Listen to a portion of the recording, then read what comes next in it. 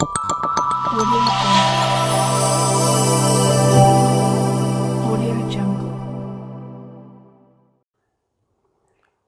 الحمد للہ رب العالمین وبہ نستعین اما بعد فقد قال اللہ تبارک و تعالی فی القرآن المجید والفرقان الحمید اعوذ باللہ من الشیطان الرجیم بسم اللہ الرحمن الرحیم الم تر کیف فعل ربک باصحاب الفیل الم یجعل کیدہم فی تضلیل وارسل علیہم طیرا ابابیل ترمیہم بحجارۃ من سجیل فجعلہم کعصف مأکول صدق اللہ العظیم۔ محترم ناظرین، اس سے قبل میں نے سورۃ البروج کی روشنی میں آپ کے سامنے اصحاب الاخدود مین آف دا پٹ کے موضوع کے اوپر کچھ باتیں گوشے گزار کی تھیں، اور اسی سلسلے کی ایک کڑی یہ سورۃ الفیل بھی ہے۔ تو میں نے سوچا کہ آج آپ کے سامنے سورۃ الفیل کے اوپر میں اصحاب الفیل، پیپل آف دا ایلیفینٹ کے موضوع پہ کچھ باتیں آپ کے گوشے گزار کروں۔ آپ کے سامنے یہ باتیں تفصیل کے ساتھ آ چکی ہیں کہ کس طرح خطۂ عرب کے اندر، جزیرۃ العرب کے اندر اسلام کی ابتدا، اسی طرح شرک اور بت پرستی کا آغاز، پھر اس کے بعد عیسائیت کا عروج، اس کے بعد پھر یہودیت کا عروج، اور اس کے بعد پھر عیسائیت کا عروج، اور اب سورۃ الفیل کے اندر جو واقعہ پیش آیا، اس کے بعد ہم دیکھیں گے کہ پھر سے ایک بار پروردگار عالم نے عیسائیت کا خاتمہ کیا اور ایرانی لوگ یمن کی سرزمین کے اوپر قابض ہوئے اور مجوسیت کا داخلہ یمن کے اندر ہوا۔ آپ کے سامنے جن حضرات نے میری گزشتہ ویڈیوز دیکھی ہیں ان کو شاید اس بات کا علم ہو کہ میں نے کہا تھا کہ 300 عیسوی کے اندر روم کا بادشاہ کانسٹنٹائن نے عیسائیت قبول کر لیا، اور اس کے چند سالوں کے اندر سارا کا سارا روم عیسائی مذہب سے جڑ گیا، اور اس کے اثرات جو مرتب ہوئے وہ اس کے اطراف و اکناف ملکوں کے اندر بھی اس کے اثرات پڑے، جیسے کہ مصر ہے، ایتھوپیا ہے، سیریا ہے، ان تمام علاقوں کے اندر عیسائیت پھیل گئی تھی۔ پھر آپ نے یہ بھی سنا گزشتہ ویڈیو کے اندر کہ 340 عیسوی کے اندر روم کے اشارے پہ ایتھوپیا نے یمن کے اوپر حملہ کیا اور یمن کو اپنے قبضے میں لے لیا۔ 340 عیسوی سے لے کر 378 عیسوی تک عیسائیوں کا قبضہ رہا، اور اس کے بعد پھر 378 عیسوی کے اندر یمن میں عیسائیوں کے خلاف بغاوت کا آغاز ہوا، اور اسی اثنا کے اندر سلطنت حمیر کا ایک شخص یا ایک بادشاہ یثرب کا سفر کیا، مدینے کا، اور وہاں جو 3 یہودیوں کے قبائل تھے بڑے بڑے، بنو نذیر، بنو قینقاع اور بنو قریظہ، یہ تینوں کے تینوں قبائل جو اسرائیل سے یہاں شفٹ ہوئے تھے ٹائٹس کے حملے کے بعد 70 عیسوی کے اندر، جبکہ یہودیوں کا ڈائسپورا شروع ہوا تھا، تو اس زمانے میں یہ مدینے میں آ کر رہ گئے تھے۔ اس کا بھی ذکر آپ کے سامنے آ چکا ہے۔ وہاں بنو قریظہ کے 2 عالموں سے ملاقات ہوتی ہے، سلطنت حمیر کے ایک شخص کی جس کا نام تھا ابو کرب۔ بنو قریظہ کے 2 عالموں نے ابو کرب کے اوپر یہودیت پیش کیا تھا، یہودیوں کا عالم تھا وہ۔ ابو کرب نے یہودیت قبول کر لیا تھا، اور یہی ابو کرب بنو قریظہ کے 2 عالموں کو لے کر یمن آیا تھا، اور یمن کے اندر ابو کرب اب بادشاہ بن گیا تھا، عیسائیت ختم ہو چکی تھی۔ ان 2 بنو قریظہ کے یہودی عالموں کی وجہ سے سارا کا سارا یمن یہودیت میں تبدیل ہو گیا تھا۔ اس کے بعد ابو کرب اب یمن کا بادشاہ ہے۔ ابو کرب کے بعد اس کا بیٹا، جس کا نام تھا یوسف ذو نواس، یوسف ذو نواس نے حکومت سنبھالی یمن کی۔ میں نے آپ سے گزشتہ ویڈیو کے اندر کہا تھا کہ یوسف ذو نواس بہت ہی متشدد قسم کا آدمی تھا۔ اس نے ایک سرکولر جاری کیا یکساں سول کوڈ کی طرح کہ جس شخص کو بھی یمن میں بود و باش اختیار کرنا ہے اس کے لیے ضروری ہے کہ وہ یہودی بن کے رہے، اور اگر کوئی دوسرے مذہب کو مانتا ہے تو اس کی سزا قتل ہے۔ لہٰذا آپ کے سامنے وہ واقعہ پوری تفصیل کے ساتھ آ چکا ہے کہ یوسف ذو نواس کے دربار میں جو جادوگر تھا، اور اس نے کہا تھا کہ میرا علم یوں ہی میرے سینے میں دفن ہو جائے گا، مرنے کے بعد ایک ذی ہوش بچہ مجھے دیا جائے۔ لہٰذا وہ بچہ جادو سیکھنے جاتا تھا۔ یمن کے اندر ایک راہب، ایک پادری عیسائی کا خاموشی سے چھپ کر وہ خاموشی کے ساتھ عیسائیت کی تبلیغ کر رہا تھا، اور اس نے بچے کو عیسائیت کی طرف راغب کیا۔ بچہ عیسائی بن گیا، چونکہ اس وقت کا دین اصل میں صحیح عیسائیت تھی۔ لہٰذا جب یوسف ذو نواس کو معلوم ہوا تو اس نے اس بچے کو بھی قتل کیا، اس عیسائی پادری کو بھی قتل کیا۔ اس کے دربار میں ایک جو وزیر تھا جس کی آنکھ کو اس بچے کی وجہ سے شفا ملی تھی اللہ سے دعا کرنے کے بعد، تو اس وزیر کے سر پہ بھی اس نے آلہ چلوا دیا تھا۔ اور اس کے بعد پھر جب اس بچے کو اس نے تیر مار کر ہلاک کیا تھا تو اس کے بعد سارے مجمع کے لوگوں نے یک زباں ہو کر کے کہا تھا کہ اس بچے کا دین عیسائیت صحیح ہے۔ اب یوسف ذو نواس کو بڑا غصہ آیا تھا، اور اس کے بعد اس نے یہ اعلان کیا تھا کہ جتنے بھی لوگ عیسائیت کو ماننے والے ہیں ان کو اکٹھا کیا جائے، علیحدہ کیا جائے، الگ کیا جائے۔ پھر اس نے بڑی بڑی خندقیں کھدوائی تھیں، ان خندقوں کے اندر آگ جلوایا تھا، اور پھر جو کہتا کہ عیسائی مذہب کو میں مانتا ہوں تو وہ پیش کرتا کہ یہودیت یا عیسائیت۔ جو عیسائیت کی طرف مائل ہوتا اس کو زندہ اس آگ کے اندر جھونک دیتا، یہاں تک کہ یمن کے اندر 20,000 عیسائیوں کو زندہ جلا دیا تھا اس نے۔ پھر بازو جو نجران کا علاقہ تھا وہاں پہ عیسائیت پنپ رہی تھی، عیسائیوں کی حکومت تھی، وہاں بھی اس نے حملہ کیا، اور وہاں بھی اس نے کہا کہ عیسائیت یا یہودیت۔ لہٰذا لوگوں نے عیسائیت کو قبول کیا، یہودیت کا انکار کیا۔ لہٰذا جتنے بھی لوگ یہودیت سے انکار کرنے والے تھے ان تمام کے تمام عیسائیوں کو، کرسچنوں کو اس نے نجران کے اندر بھی خندقیں کھود کر اور اس میں آگ جلا کر سب کو زندہ جلا دیا، 20,000 تقریباً۔ تو یمن کے اندر 20,000، نجران کے اندر 20,000، 40,000 کی جمعیت کو اس نے زندہ جلا دیا تھا۔ کس نے؟ یوسف ذو نواس نے۔ انہی جلنے والوں کے اندر سے ایک شخص دوس نامی بچ کر بھاگ نکلا تھا، اور اس نے شاہ روم کو یا پھر شاہ حبشہ کو جا کر کے یہ کہا تھا کہ آپ لوگ عیسائی ہیں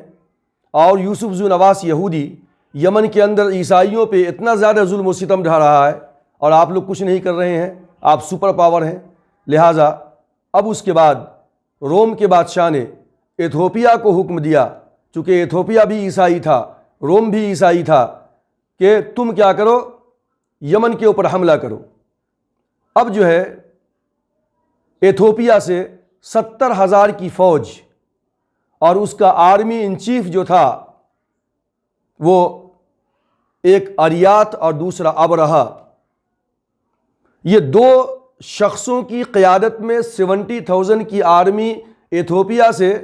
جس کو مدد حاصل تھی روم کی، یہ سب کے سب کرسچن ہیں۔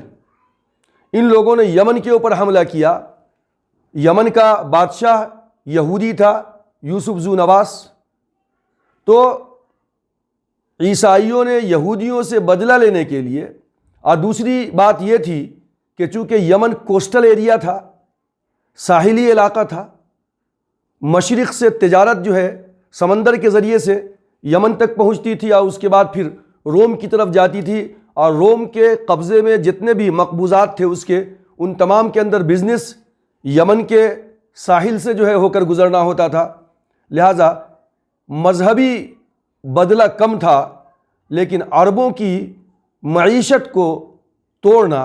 اور عربوں کا جو قبضہ تھا معیشت کے اوپر، بزنس کے اوپر، ساحلی سمندر کے راستے سے اس کے اوپر بھی قبضہ کرنا، یہ اہل روم کا اصل مقصد تھا۔ سو مذہب سے زیادہ معیشت جو ہے ان کے پیش نگاہ تھی۔ لہٰذا اریات اور ابرہہ کی قیادت میں 70,000 کی آرمی نے یمن کے اوپر حملہ کیا، اور یوسف ذو نواس یہودی بادشاہ مارا گیا، اور اب یمن کے اوپر پھر سے عیسائیوں کا قبضہ ہو گیا۔ اب یہاں پہ ہوا یہ کہ اریات لشکر کا امیر ہے، ابرہہ بھی لشکر کا امیر ہے، دونوں ایتھوپیا سے آئے ہیں، حبشہ سے۔ ان دونوں کے درمیان حاکمیت کو لے کر کے جھگڑا ہو گیا کہ میں حاکم رہوں گا، وہ کہتا تھا میں حاکم رہوں گا بڑا۔ لہٰذا پھر دونوں میں فائٹ ہوئی، اور اس کے بعد اریات مارا گیا، اور ابرہہ جو ہے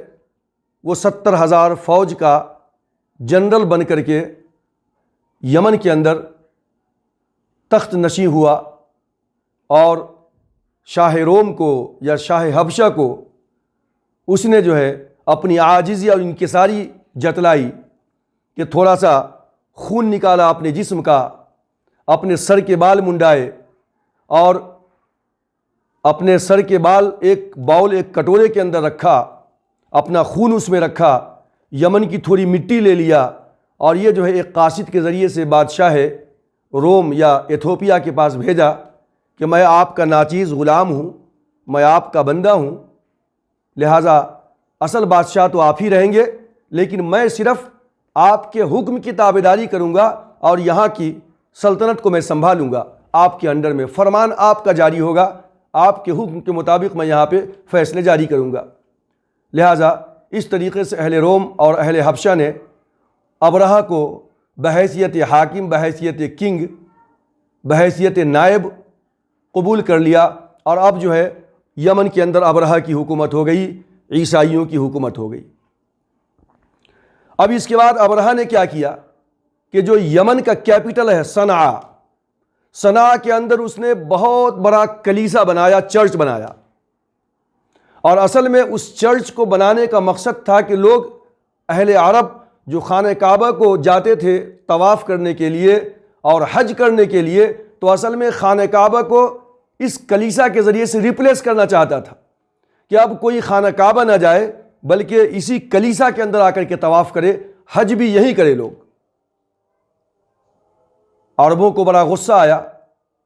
اور کسی نوجوان نے رات کے اندھیرے میں چھپ کر کے اس کلیسا کے اندر جا کر رفع حاجت کر ڈالا، یا پھر کسی نے آگ لگا دیا، دونوں میں سے کوئی ایک واقعہ ہوا جس کی بنیاد پہ ابرہہ کو بڑا غصہ آیا۔ ابرہہ کو لوگوں نے بتایا کہ یہ اہل عرب کا کام ہو سکتا ہے، کیونکہ یہی لوگ جاتے ہیں حج کرنے کے لیے خانہ کعبہ کو، اور ابرہہ نے اعلان کر دیا تھا کہ اس کلیسا کے بننے کے بعد اب خانہ کعبہ کو جانے کی ضرورت نہیں ہے، اب صرف اسی کلیسا کا طواف ہوگا اور یہیں پہ جو ہے حج کیا جائے گا۔ لہٰذا ابرہہ نے سوچا کہ یہ عرب کا ہی کام ہو سکتا ہے، لہٰذا اس کو ایک بہانہ مل گیا، ایک موقع مل گیا خانہ کعبہ کے اوپر حملہ کرنے کا۔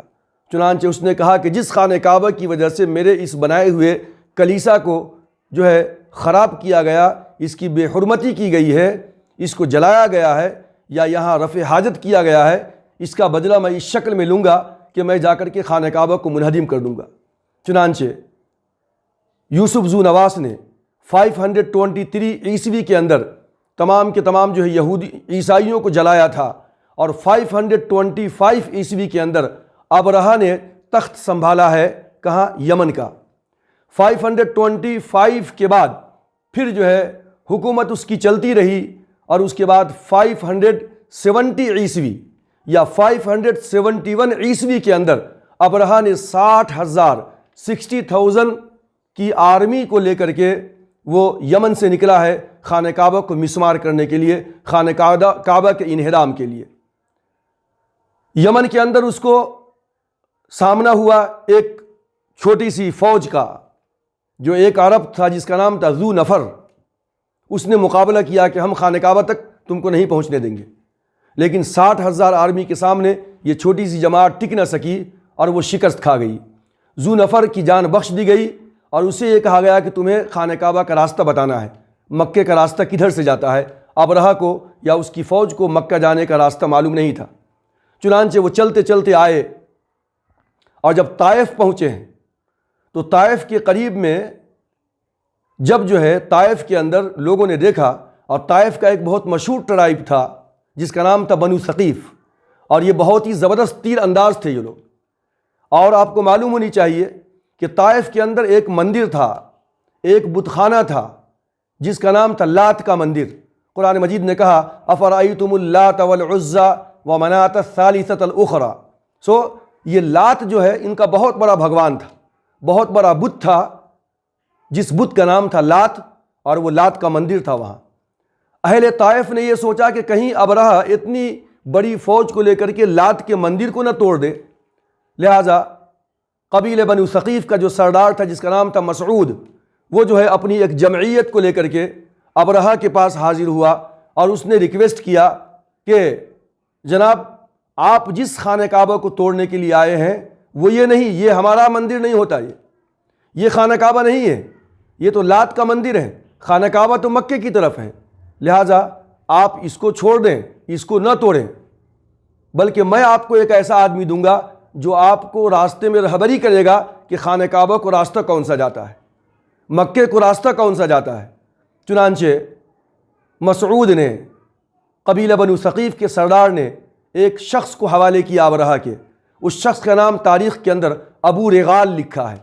ابو رغال راستہ بتاتا ہوا مکے کی طرف آ رہا تھا، مکے سے، خانہ کعبہ سے تقریباً 3 کوس کی دوری کے اوپر، اور 1 کوس 1 کلومیٹر سے کچھ بڑا ہوتا ہے، 3 کوس کی دوری پہ ایک مقام ہے جس کا نام ہے مقام مغمس۔ مقام المغمس کے پاس آ کر ابو رغال مر گیا،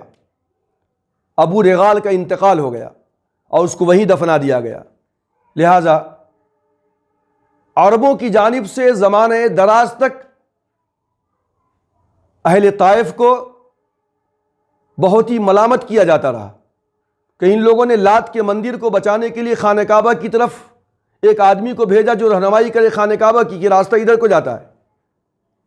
اور زمانہ دراز تک عربوں نے ملامت کی ہے ابو رغال کو کہ ابو رغال یہی وہ کمبخت ہے کہ جو خانہ کعبہ کو توڑنے والے کو راستہ بتا رہا تھا۔ اور ابو رغال کی قبر کے پاس سے جب اہل عرب گزرتے تو وہاں پتھر مارتے تھے، اتنی زیادہ نفرت میں شدت تھی ابو رغال کے خلاف اور قبیلہ بنو ثقیف کے خلاف اور اہل طائف کے خلاف عربوں کے اندر ایک زمانہ دراز تک۔ لہٰذا مقام المغمس کے پاس جب ابرہہ رکتا ہے اپنی فوج کے ساتھ، اور اس کے بعد اس کا مقدمۃ الجیش، فوج کا ایک ٹکڑا سامنے والا، اس کو آگے بھیجتا ہے۔ آگے جانے کے بعد جو جانور وغیرہ گریزنگ فیلڈ کے اندر چل رہے تھے، اونٹ وغیرہ ہوا کرتے تھے، تو اس میں سے اللہ کے رسول صلی اللہ علیہ وسلم کے دادا حضرت عبد المطلب کے 200 اونٹ کو پکڑ کے ابرہہ کے لوگوں نے لا لیا۔ عبد المطلب کو معلوم ہوا کہ ابرہہ آیا ہے یمن سے خانہ کعبہ کو توڑنے کے لیے، اور اس نے ہمارے اونٹ پکڑ لیے ہیں، لہٰذا عبد المطلب چلے۔ عبد المطلب کی شان و شوکت، اس کی وجاہت، اور اس کا چہرہ بشرا، اور اس کا رعب، اس کے جلال کو دیکھ کر آتا ہے تاریخ کے اندر کہ ابرہہ اپنی کرسی سے اٹھ کر جہاں عبد المطلب بیٹھے تھے وہیں بازو آ کر بیٹھ گیا، اور اس سے پوچھا ابرہہ نے کہ کیوں آئے ہو؟ خانہ کعبہ کو بچانے کے لیے آئے ہو، ہمارے سامنے درخواست کرنے آئے ہو کہ خانہ کعبہ کو میں چھوڑ دوں؟ میں نے سنا ہے کہ یہ امن کی جگہ ہے، یہ پرسکون جگہ ہے، لیکن میں یہاں کے امن کو بالکل نیست و نابود کر دوں گا، میں اس جگہ کو برباد کر دوں گا۔ عبد المطلب نے کہا کہ دیکھیے میں یہاں پہ آیا ہوں اپنا اونٹ لینے کے لیے، میرے 200 اونٹ آپ نے پکڑوا رکھ لیے ہیں، لہٰذا وہ 200 اونٹ مجھے واپس کر دیجئے۔ ابرہہ نے کہا کہ عجیب و غریب آدمی ہیں آپ، میں نے سوچا تھا بہت ذی ہوش اور عقل مند آدمی ہیں آپ مجھ سے یہ سوال کریں گے اور منت اور سماجت کریں گے کہ جو ہے خانہ کعبہ کو مت گراؤ، لیکن تمہیں اپنے اونٹ کی فکر ہے، خانہ کعبہ کی فکر نہیں ہے۔ عبد المطلب نے جواب دیا کہ دیکھو میں اونٹوں کا مالک ہوں، لہٰذا میں اپنا اونٹ مانگ رہا ہوں، اور خانہ کعبہ کا جو مالک ہے رب اللہ تبارک و تعالی، وہ اپنے گھر کی حفاظت کر لے گا، وہ اس کا مالک ہے، تم جانو اور جو ہے وہ خانہ کعبہ کا رب جانے، مجھے اس سے مطلب نہیں ہے۔ ابرہہ نے جواب دیا کہ پھر جو ہے تمہارا وہ رب خانہ کعبہ کی حفاظت نہیں کر سکتا۔ عبد المطلب نے کہا کہ ٹھیک ہے حملہ کرو، تم جانو اور جو ہے وہ خانہ کعبہ کا رب جانے۔ چنانچہ عبد المطلب کو وہیں چھوڑ کر ابرہہ نے حملے کا حکم دیا، فوج آگے بڑھی، عبد المطلب واپس آئے مکے کو، تمام کے تمام لوگوں کو حکم دیا کہ عورتوں کو بچوں کو پہاڑوں پہ لے جائیں، وہاں جا کر کے وہ سب کے سب چھپ جائیں، چونکہ 60,000 کی آرمی کے ساتھ مقابلہ ممکن نہیں تھا ان لوگوں کے لیے، لیکن جو قریش کے بڑے بڑے سردار تھے ان تمام سرداروں کو لے کر کے عبد المطلب خانہ کعبہ کے اندر گئے اور خانہ کعبہ کا کنڈا پکڑ کر کے اللہ تبارک و تعالیٰ کی بارگاہ میں دعا مانگی، سبوں نے مل کر کے۔ تاریخ میں لکھا ہے، جو ان کی دعائیں منقول ہے تاریخ کے اندر، وہ اس بات کو بتاتی ہیں گرچہ کہ 360 بت خانہ کعبہ کے اندر اس وقت موجود تھے، لیکن جو پریشانی کا عالم تھا اس تکلیف کے اندر تمام کے تمام قریشی سرداروں نے عبد المطلب کے ساتھ دعا جو مانگی ہے وہ اللہ سے مانگی ہے، خدائے وحدہ لا شریک لہ سے دعا مانگی ہے، کسی نے بھی کسی بت سے دعا نہیں مانگی۔ اس کے بعد پھر ابرہہ نے حملہ کیا ہے آگے، اس کے فوج کے اندر 13 ہاتھی بھی تھے، بعض مورخین نے 90 ہاتھی کا ذکر کیا ہے کہ 90 ہاتھی تھے، اور ہاتھی کو لے جانے کا مقصد تھا کہ خانہ کعبہ کے پلر میں زنجیر باندھ کر اور ہاتھی کے گلے میں باندھ دیں گے اور ایک ساتھ بھگا دیں گے تو خانہ کعبہ خود بخود جو ہے وہ منہدم ہو جائے گا آسانی کے ساتھ۔ لیکن اللہ کا یہ کرنا ہوا کہ پروردگار عالم نے اپنے گھر کی حفاظت کے لیے غیب سے کچھ ایسا انتظام فرمایا کہ فرام سی سائیڈ، سمندروں کی جانب سے اللہ نے پرندوں کے جھنڈ کو بھیجا، جھنڈ کے جھنڈ کو، فلاکس آف برڈز، اور وہ ایک کنکری ان کے جو ہے بیک کے اندر اور جو ہے 2 کنکریاں ان کے کلاز کے اندر، پنجوں کے اندر، گویا کہ ایک پرندے کے پاس 3 کنکریاں تھیں، اور وہ کنکریاں صرف معمولی سی کنکری نہیں تھی بلکہ اس کی طاقت کا اندازہ آپ لگا سکتے ہیں کہ اس کا اثر ایک AK-47 رائفل کی گولی سے کہیں زیادہ خطرناک تھا کہ جسم کے جس حصے پہ وہ گولی پڑتی تھی جسم کا وہ حصہ کٹ جاتا تھا، گوشت ہڈیوں کو چھوڑ دیتا تھا، خون رسنے لگتا تھا اور زخم ہو جاتا تھا، یہاں تک کہ ہڈیوں کا ڈھانچہ نظر آتا تھا انسان۔ اللہ تبارک و تعالیٰ نے فرمایا الم تر کیف فعل ربک باصحاب الفیل، کیا تم نے نہیں دیکھا کہ تمہارے پروردگار نے ہاتھی والوں کے ساتھ کیسا سلوک کیا؟ Have you not seen how your Lord dealt with the people of elephant? الم یجعل کیدہم فی تضلیل، did he not make their treachery unsuccessful؟ کیا تم نے نہیں دیکھا کہ اللہ تبارک و تعالیٰ نے ان کے سازش کو ناکام نہیں بنا دیا؟ کیا اللہ نے ان کی سازش کو ناکام نہیں بنا دیا؟ مطلب ابرہہ کی جو سازش تھی خانہ کعبہ کو منہدم کرنے کی، اللہ نے اس کی سازش کو ناکام بنا دیا۔ وَأَرْسَلَ عَلَيْهِمْ طَيْرًا أَبَابِيلَ and he sent against them flocks of birds، اللہ نے ان کے خلاف پرندوں کو بھیجا۔ تَرْمِيهِمْ بِحِجَارَةٍ مِّن سِجِّيلٍ striking over them with hard stone of baked clay، وہ جو ہے آگ میں پکی ہوئی کنکریاں ان کے اوپر برساتے تھے۔ تَرْمِيهِمْ بِحِجَارَةٍ مِّن سِجِّيلٍ فَجَعَلَهُمْ كَعَصْفٍ مَأْكُولٍ then he made them like eaten away straw۔ پھر انہوں نے ساری کی ساری فوج کو ایسا بنا دیا جیسے کہ جانور کا کھایا ہوا بھوسا ہوا کرتا ہے، سب کو ملیا میٹ کر دیا، سب کو تباہ و برباد کر دیا۔ معمولی سے پرندوں کے ذریعے سے پروردگار عالم نے 60,000 کی آرمی کو تہس نہس کر دیا۔ تقریباً 50,000 کے آس پاس آنن فانن وہیں ختم ہو گئے۔ جو بچے تھے وہ چلتے چلتے یمن کی طرف گئے۔ ایک تو راستہ بھی نہیں معلوم ہو رہا تھا ان کو جانے کا واپس، اس کے لیے الگ پریشان تھے، لہٰذا وہ یمن پہنچتے پہنچتے سارے کے سارے ختم کر دیے گئے، موت کی نیند سلا دیے گئے۔ ابرہہ بھی پہنچا یمن کے قریب، اس کا بھی پیٹ پھٹ گیا اور وہ بھی وہاں پہ مر گیا۔ اللہ تبارک و تعالیٰ نے اہل مکہ کو، مشرکین مکہ کو اور محمد رسول اللہ صلی اللہ علیہ وسلم کے اگینسٹ میں آنے والے لوگوں کو، کافروں کو دھمکایا ہے، ڈرایا ہے اور کہا ہے کہ اے لوگو، تم میں کا بچہ بچہ جانتا ہے اس واقعے کو، جس کو عام الفیل کے نام سے جانا جاتا ہے، ہاتھی والوں کا سال۔ ان کے پاس کوئی کیلنڈر نہیں تھا تو کسی بڑے واقعے سے وہ جو ہے ایام کو، دنوں کو یا سال کو یاد کیا کرتے تھے۔ لہٰذا ابرہہ کے حملے کے زمانے میں ابرہہ کی بربادی کو جن لوگوں نے اپنی آنکھوں سے دیکھا ہے، وہ اگر آج یہ سمجھتے ہیں کہ محمد رسول اللہ صلی اللہ علیہ وسلم کی آواز کو دبا دیں گے اور محمد کے ماننے والوں کو چونکہ وہ تعداد میں کم ہیں، ان کے پاس لشکر نہیں ہے، ہتھیار نہیں ہے، تو وہ لمحوں کے اندر ان کو مسل دیں گے، یہ تمہارا خواب اور خیال ہے۔ یاد کرو ابرہہ کے واقعے کو، جس طریقے سے پروردگار عالم نے اس گھر کی حفاظت کے لیے معمولی سے پرندوں کے ذریعے سے اپنے وقت کی سپر پاور کو تہس نہس کر دیا تھا، وہی اللہ آج بھی اس بات پہ قادر ہے کہ محمد رسول اللہ صلی اللہ علیہ وسلم جس گھر کے رب کی طرف بلاتے ہیں، اگر اس کے بیچ میں کوئی آتا ہے اور محمد رسول اللہ صلی اللہ علیہ وسلم کی آواز کو دبانے کی کوشش کرتا ہے اور آپ کے ماننے والوں کو نیست و نابود کرنے کی کوشش کرتا ہے، تو وہ اللہ جس نے 60,000 کی لشکر جرار کو تباہ و برباد کر دیا تھا، وہ اللہ آج بھی اس بات پہ قادر ہے کہ وہ غیب سے کچھ ایسا انتظام فرما دے کہ تمہاری بڑی سے بڑی طاقت اور جو ہے بڑا سے بڑا سرمایہ اور جو ہے بڑا سے بڑا لشکر جو ہے تمہارا آنن فانن اللہ تبارک و تعالیٰ تباہ و برباد کر کے رکھ دے۔ تو یہ اللہ تبارک و تعالیٰ نے اہل مکہ کو، مشرکین مکہ کو، کفار مکہ کو یاد دلایا ہے اس واقعے کو، اور آج کرنٹ سچویشن کے اندر محمد رسول اللہ صلی اللہ علیہ وسلم کے مخالفین کو دھمکی دی ہے پروردگار عالم نے۔ تو یہ ابرہہ کا انجام ہوا، جس کو اصحاب الفیل یعنی پیپل آف ایلیفنٹ کے نام سے بہت زیادہ تاریخ میں یاد کیا جاتا ہے۔ اب جو ہے ابرہہ تو مارا گیا، ساری کی ساری فوج ماری گئی۔ اس کا اللہ تبارک و تعالیٰ نے ایک اور بدلہ ان کو یہ دیا،